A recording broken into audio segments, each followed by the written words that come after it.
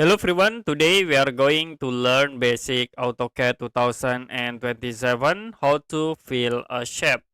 So for example, you can draw rectangle and I will set size to 100 and 100. Now if you want to fill this shape, we can use the hatch command. You can type hatch, press enter,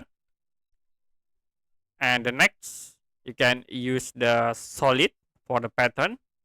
For the color, you can click here, like I will set into the blue color, and then you can click inside the rectangle to apply the color. If you're done, you can click close hatch creation. So we'll create again, select the circle, and you can type hatch, use the solid, and then you can set for the color, like I will use this yellow, or another option you can change to gradient, so you can fill two color here, and this is for the gradient type, like I will use this option.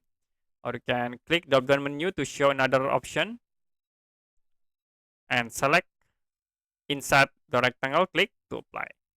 Click close hatch creations to close from this hatch command. Okay, that's it for basic AutoCAD 2027 how to fill in a shape.